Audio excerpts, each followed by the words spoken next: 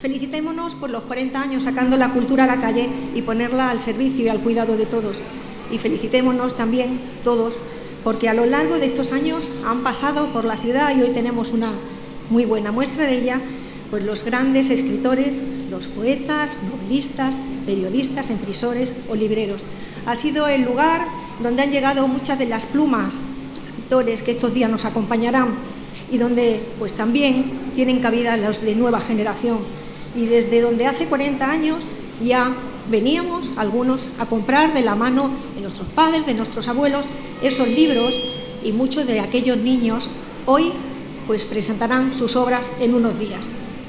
A lo largo de estos 40 años, la Feria del Libro, con sus encuentros, desencuentros, vicisitudes, interrupciones, cambios de ubicación, Avenida de Huelva, Parque de Castelar, Plaza de San Antón, o este tan acertado ya por fin Parque de San Francisco, ha sido y ha ido consolidándose como la cita literaria más importante del suroeste ibérico. Gracias a todos los que le hicieron y continúan haciéndolo posible. Yo quiero aprovechar para recordar a dos personas que este año nos dejaban y que siempre mostraron su sensibilidad hacia la cultura, potenciándolo y creando estos espacios literarios.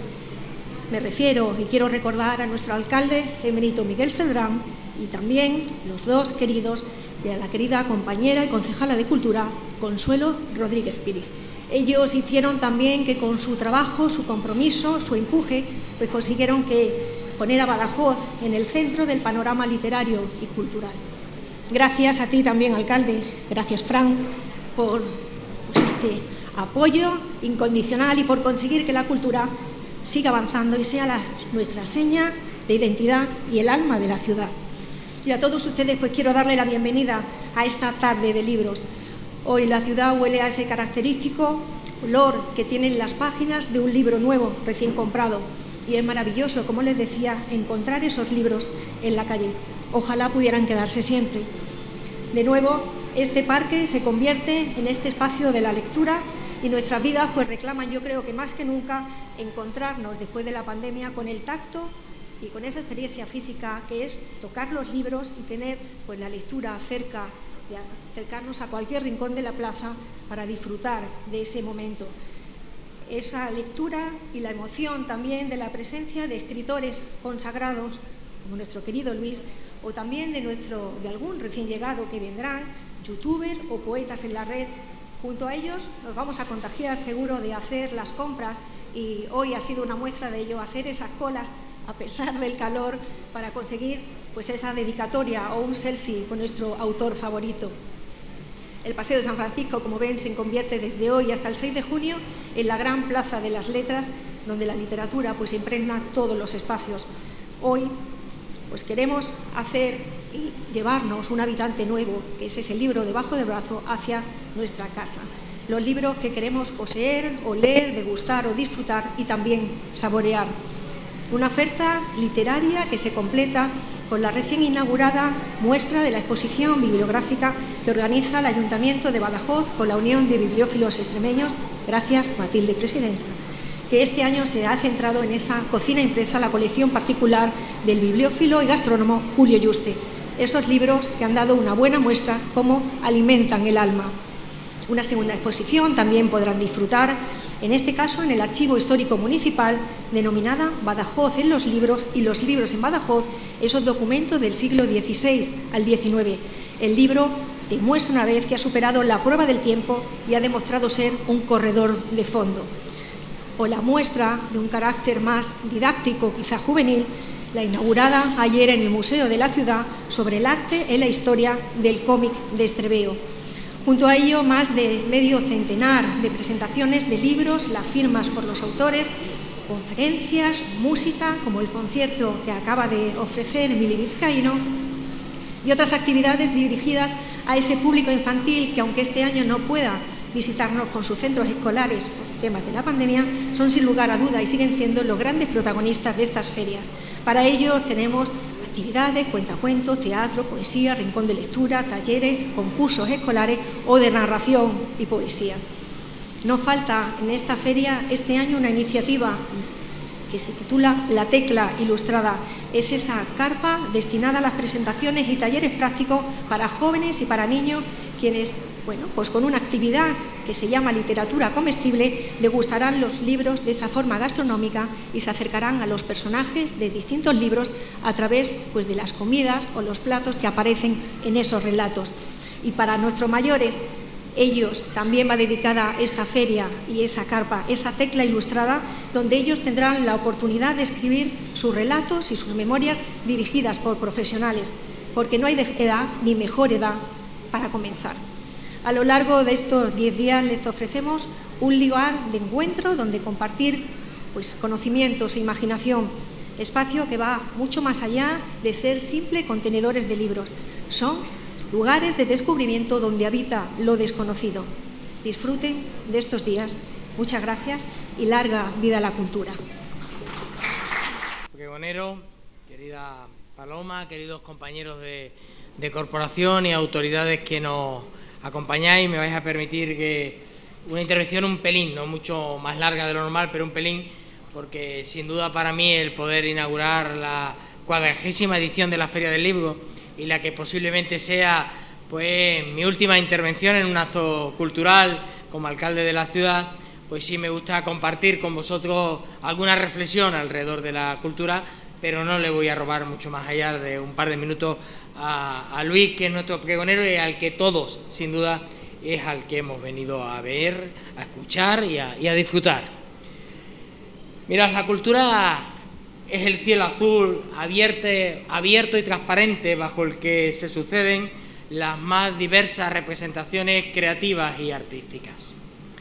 La cultura necesita de espacio, de amplitud, de miras, de libertad, de frescura, para que fluyan las imágenes, las ideas, los argumentos y las técnicas más sencillas o más complejas que puedan abrir de par en par las puertas de nuestra mente, alimentar las almas, siempre hastiadas por la mediocridad, siempre necesitadas de trascendencia.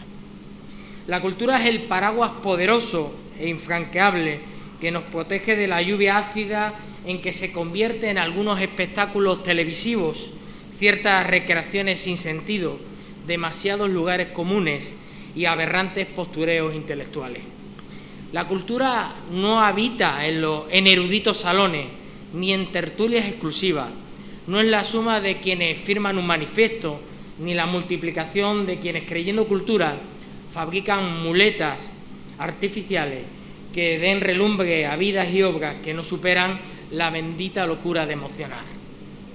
Son cultura los lenguajes originales de la genealogía de la performance de Marina Abramovic, recientemente premiada con el Premio Princesa de Asturias de las Artes, los reflexivos poemas de Faustino Lobato o las aventuras literarias de Gil Soto o el teatro de Murillo, la genialidad de nuestro flamenco, de esa impoluta herencia de Porrina de Badajoz, que recogieron artistas como Domingo el Magdalena, La Caíta, Esther Merino y tantos que aparecen por el escenario de nuestra Plaza Alta, o la voz y la música de otra galaxia de Gene García.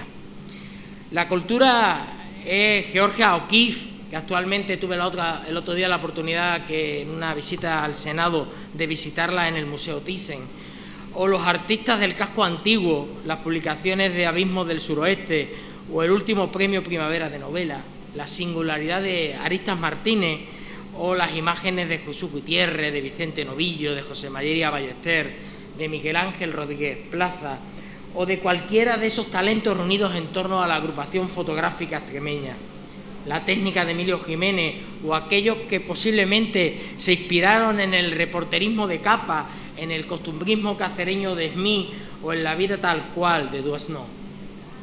Es cultura la trayectoria de Ramón de Arco o de Pérez Espacio, la singularidad de Gamero Gil o la expresividad de Estanislao García Olivares o el maestro Luis, el recuerdo de Totó Estirado o el arte que cuelga las paredes del Meiá o del Museo de Bellas Artes.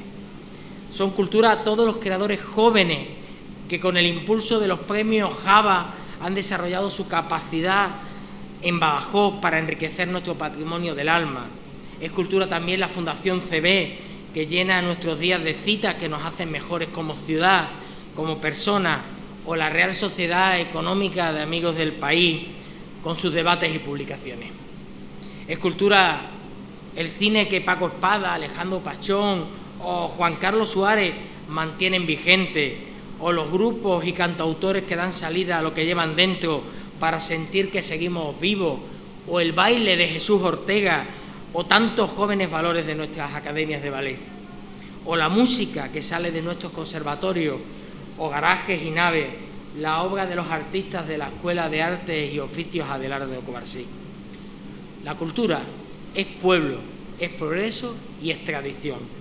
La cultura es búsqueda, investigación, perfeccionamiento, seducción. La cultura, a través del arte y la palabra, del diseño y el modelado, del baile, de la música, de la imagen o del trazo, nos conduce a territorios inexplorados por una geografía de sentimientos que permiten que cada cual los defina según la oportunidad, el momento o su actitud hacia lo que le llega, y que no siempre se entiende a la primera o sin ayuda. Eso es lo que tiene la cultura, la enorme universalidad y virtud de sorprender y de ayudar no solo a las personas para que seamos mejores, para que crezcamos un poco más en este mundo hostil, sino al mismo tiempo lleva de la mano, complementa o completa otras actividades que, no siendo culturales, se valen de los artistas para darle más vida, más proyección, más intensidad, generándose así una estupenda y crucial simbiosis entre lo humano y lo creativo, entre lo humano y lo sobrenatural. Porque la cultura transforma el mundo, lo hace más fácil, más amable y más divertido, aunque a veces nos hagan las cosas, aunque a veces nos duela, aunque a veces la cultura lleve el nombre de tragedia.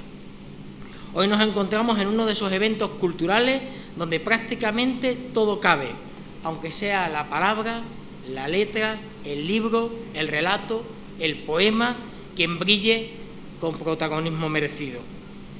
El libro como vehículo de conocimiento, comunicación, como camino hacia la eternidad, como oasis donde descansar mientras saciamos nuestra sed de ser cautivados por una historia, por palabras que nos conmuevan, por pellizcos en el corazón. El libro como faro, como guía, y la lectura como el mejor instrumento para el aprendizaje y la convivencia. Libros como los de cocina y gastronomía aportados por nuestro amigo, bibliófilo e intelectual Julio Yuste, en la acostumbrada exposición organizada por la Unión de Bibliófilos, que es una incesante búsqueda por los tesoros de la literatura y que agradecemos profundamente. Libros como los de nuestro pregonero, Luis Landero, paisano de Alburquerque, escritor universal, que con su cuidado uso del lenguaje nos ha conducido por libros geniales, desde aquel primer juego de la Edad Tardía, que la crítica y los lectores acogieron como una obra de arte, hasta el reciente El huerto de Emerson.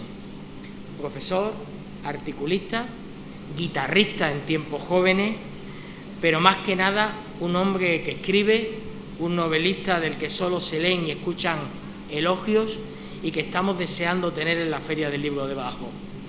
Si yo algún día, hace muchos años, pude soñar ser alcalde de mi ciudad, si algún día pude soñar tener la oportunidad de inaugurar la 40ª edición de la Feria del Libro, no os quepa la menor duda que soñé con que Luis Landero fuera el pregonero de lo mismo.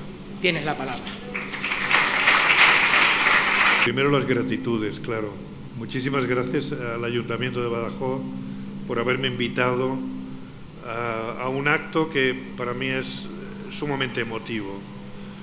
Bueno, por razones que ya podemos imaginarnos todos, ¿no? Volver a mi tierra, volver a reencontrarme, ¿no?, con los míos. Muchas gracias al alcalde, a Francisco Javier, a Fran.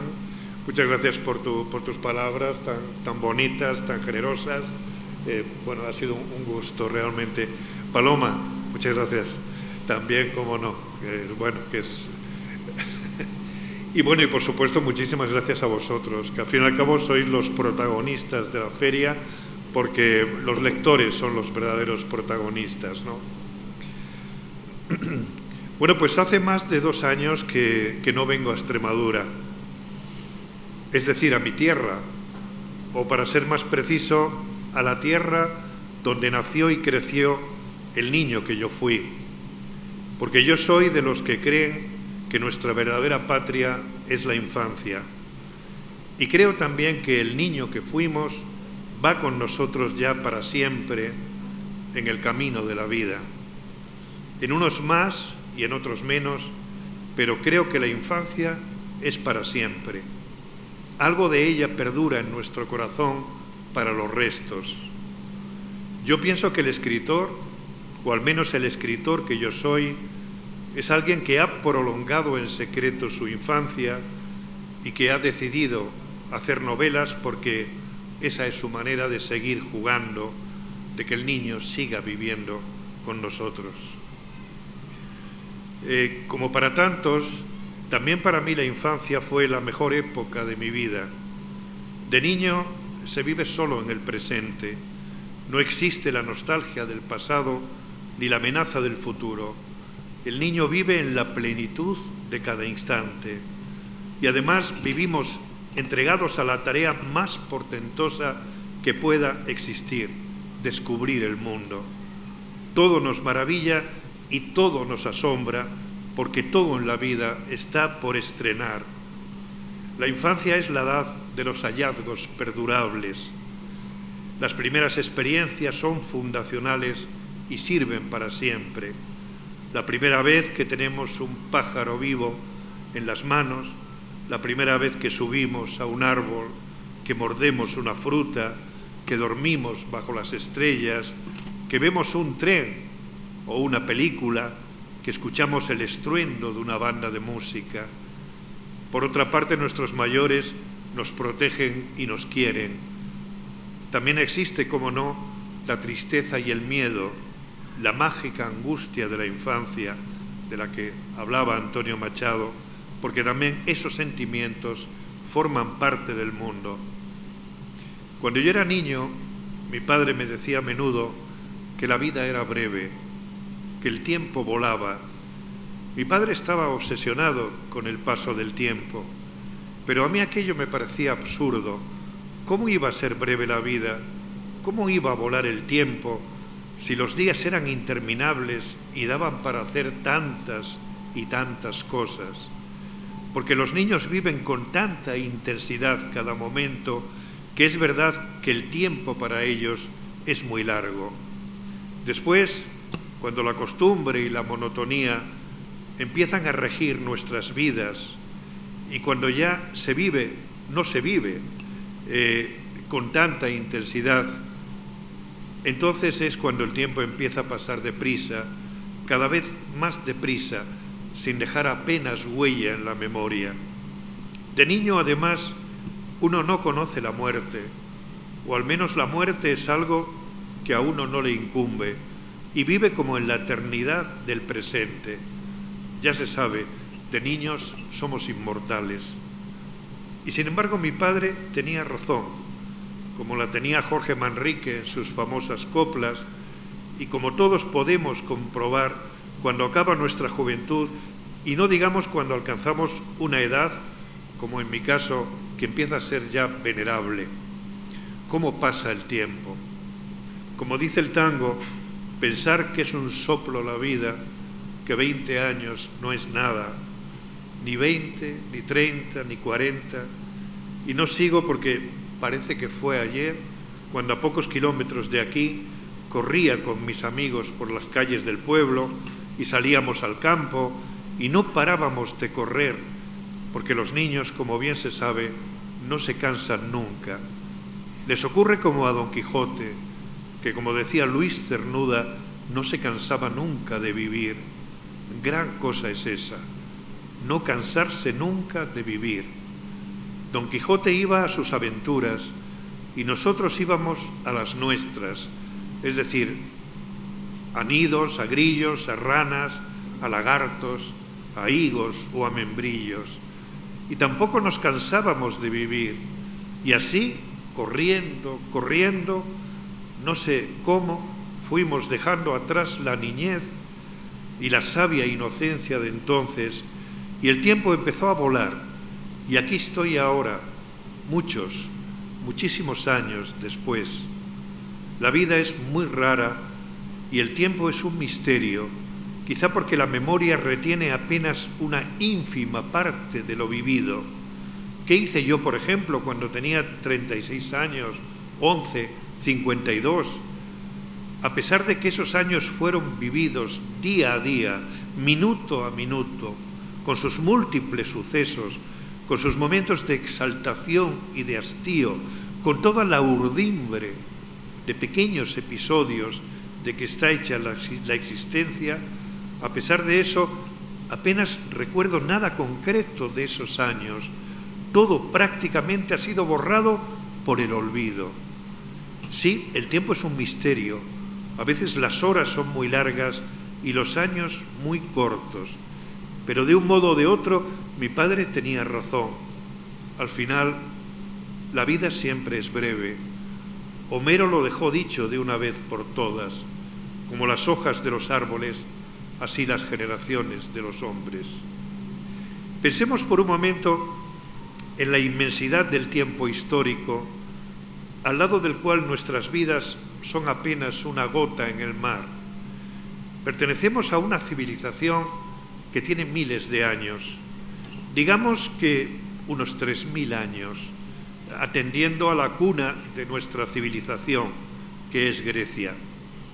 A 4 o 5 generaciones por siglo, que en esto hay opiniones diversas, salen unas 120 o 150 generaciones. Contemos hacia atrás nuestros padres, nuestros abuelos, nuestros bisabuelos, tatarabuelos, etc. Ellos son nuestros antepasados, nuestros queridos antepasados, es decir, nuestros familiares. Como nosotros seremos los antepasados y familiares de nuestros hijos, nietos, bisnietos, etc. Como las hojas de los árboles, así los hombres. ¿Y qué fue de nuestros antepasados? ¿Y qué será de nosotros con el paso del tiempo? ¿Morir y ser olvidados? Es decir, morir dos veces, porque cuando llega el olvido es como morir una segunda vez. Ese es nuestro destino. Pongamos un ejemplo. ¿Qué fue de nuestros antepasados, familiares nuestros, que vivieron en los siglos XVI y XVII en España? ¿Han muerto por segunda vez a manos del olvido?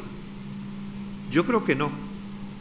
Sabemos de ellos, de su día a día, de sus afanes, de sus sueños, de lo que hicieron o dejaron de hacer, de sus costumbres, de sus pensamientos, de su modo de hablar, de cómo vestían, qué comían, cómo se enamoraban, de sus momentos dichosos y de sus momentos de tristeza. Siguen viviendo en nuestra memoria y en nuestro corazón. Y eso se debe esencialmente a los libros, es decir, al autor del Lazarillo, a Cervantes, a Lope, a Quevedo y a otros menos conocidos que escribieron libros que siguen vivos, que siguen latiendo cuando un lector los abre y los lee, porque de los escritores y de los lectores depende que nuestro pasado colectivo no sea devorado por el olvido. Sí, los libros laten, están vivos, palpitantes, porque al fin y al cabo todos ellos constituyen el corazón de la tribu. Los libros de historia nos ofrecen gruesas pinceladas donde entrevemos las vidas de los reyes y de los poderosos, las guerras, las revoluciones, la frialdad de los datos sociales y macroeconómicos. Pero, ¿y la gente normal, que eran casi todos? Esos no aparecen en la historia, en los libros de historia. Como dijo Albert Camus, están los que hacen la historia y los que la sufren. Pero de los sufridores, de los humildes campesinos, de los artesanos, de los obreros que levantaron las catedrales, de los soldados rasos que morían en las batallas del imperio, de las mujeres de a pie, de los niños, de los vagabundos, de los pícaros. De esos no se habla. ¿Cómo vivían? ¿Cómo hablaban? ¿Cuáles eran sus modos de esparcimiento, sus bailes, sus canciones, sus penas y sus alegrías? Pues bien, eso es lo que nos cuentan Cervantes o Quevedo o el arcipreste de Hita ya en la Edad Media, o Galdós en el tiempo de nuestros bisabuelos, o Baroja o Valle Inclán o Lorca en el pasado siglo. Esa no es la historia fría y deshumanizada, sino la historia por dentro, la historia palpitante del bichear diario de la gente, de los dolores de su cuerpo y de los sentimientos de su alma, de esa gran aventura que es la vida cotidiana y anónima de todos esos a los que Antonio Machado canta en sus versos. Son buenas gentes que viven, laboran, pasan y sueñan, y en un día como tantos descansan bajo la tierra.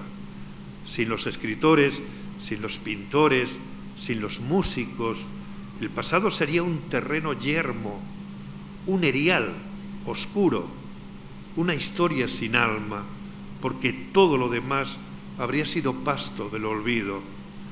Los libros son el corazón inmortal de la tribu, porque nosotros, cada uno de nosotros, somos fugaces, pero la tribu es inmortal, y su inmortalidad es también la nuestra. No morimos del todo, seguimos viviendo en la memoria de la tribu. ¿Por qué leer? He ahí una pregunta que anda siempre revoloteando en el ambiente. ¿Por qué? Y yo pregunto, ¿es que renunciaríamos a la herencia que nos dejan nuestros padres? ¿O renunciarían nuestros hijos a la que les dejaremos nosotros? Pues es lo mismo. ¿Cómo renunciar al patrimonio que nos han dejado nuestros antepasados? Es decir, a 3000 años de cultura y de vida. En los libros, en el arte, en los grandes monumentos, pero también en la modesta arquitectura de las ciudades, está lo mejor que hicieron nuestros mayores y también la historia secreta de sus vidas anónimas. ¿Cómo no vamos a interesarnos por ese legado único y maravilloso? Tan ignorantes o tontos somos como para renunciar a ese enorme tesoro, el más valioso que se puede imaginar. Y esa herencia, por cierto, ese tesoro de belleza y de sabiduría, no se transmite solo a través de la palabra escrita, sino también de la palabra hablada. Yo he contado muchas veces que nací en una familia campesina. Mis padres, mis abuelos, mis tíos, mis primos, todos sin excepción, eran campesinos. Como mucho, habían aprendido en la escuela a leer, a escribir y a echar las cuentas. Todo de un modo muy elemental, claro está. Algunos eran analfabetos. En ninguna de mi familia había libros. Yo los libros no los conocí de niño. Todos en mi familia y fuera de mi familia, sin embargo, respetaban la cultura, respetaban a los maestros, respetaban el saber y se esmeraban en hablar lo mejor que sabían y en comportarse con dignidad y educación. Pocas veces he conocido gente tan digna y tan educada y tan discreta como los viejos campesinos. ¿Eran incultos? Desde el punto de vista de la cultura académica, sí, pero desde el punto de vista de la cultura popular y de la cultura campesina, no, de ningún modo. Mi abuela Francisca, por ejemplo, era completamente analfabeta. Recuerdo que cuando yo vivía con ella, para ir a la escuela, a veces cuando venía una carta, teníamos que ir, yo iba con ella a casa de una vecina que se la leyera. Y siempre me decía, a ver si tú aprendes a leer pronto, porque da mucha vergüenza esto de no saber leer y de tener que ir a casa de los vecinos a que te lean las cartas. pero mi abuela no era en absoluto analfabeta, en absoluto. No era en absoluto inculta, analfabeta sí era, inculta no.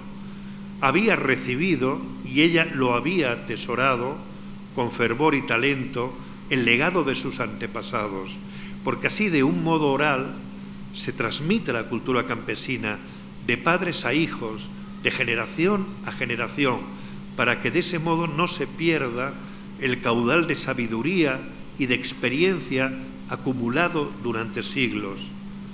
La cultura campesina es una cultura milenaria y que no está escrita y que por eso está condenada a desaparecer si es que no ha desaparecido ya, lo cual es una pérdida mucho mayor que el incendio de la Biblioteca de Alejandría. Y el vacío que esa cultura está dejando es enorme. Es la mayor catástrofe cultural del siglo XX, según han dicho voces autorizadas. Menos mal que hay libros, pensemos, por poner un nombre, en Delibes, en Miguel Delibes, que han dejado testimonio de ella. Pues bien, yo recibí parte de ese legado oral, esa especie de libros hablados, y junto con ellos me llegó la música, la maravillosa música de nuestra lengua, la lengua popular, no la vulgar, sino la popular, que es donde más brilla el genio del idioma. Qué bien se hablaba en mi familia campesina, daba gusto escucharlos. Y cuántas historias, canciones, versos, adivinanzas y sucesos y anécdotas del pasado sabían, y qué bien lo sabían contar, porque habían aprendido a hablar y a contar oyendo a sus mayores, y estos a su vez a los suyos, durante siglos, de modo que esa lengua venía rebotando desde los tiempos de Cervantes y de más atrás, y cada generación la iba puliendo y ensanchando y hacía suyo el lema de la Real Academia Española: limpia, fija y da esplendor. Mi modelo de buena escritura literaria es la que sabe mezclar el lenguaje popular y el lenguaje culto. Así está escrito el Quijote, sin ir más lejos. En cualquier caso, mi mejor maestro literario ha sido y es el lenguaje oral que escuché de niño a mi familia y a la gente del pueblo. Y luego ya de adolescente comencé a devorar libros con la misma pasión con que escuchaba de niño las historias habladas de mis mayores. De modo que me considero afortunado porque alcancé a recibir el doble legado de la cultura oral y de la cultura escrita. Una y otra me han regalado 3000 años de cultura, es decir, la memoria de la tribu a la que pertenezco. Esa es mi más honda y verdadera identidad, ahora que tanto se manosea esta palabra. Sin esa memoria no somos nada, somos huérfanos abandonados a la intemperie de la actualidad, donde casi todo es simpleza y palabrería. ¿Para qué leer? Alguna vez he dicho, y me gusta repetirlo, que leer tiene la ventaja de la cigarra y de la hormiga. De la cigarra porque permite cantar placenteramente, y de la hormiga porque al mismo tiempo acumulamos un poco de sabiduría para los días desapacibles y duros del invierno. Eso nos regalan los libros, placer y sabiduría. ¿Puede haber un regalo mejor? Feliz Feria del Libro y muchas gracias.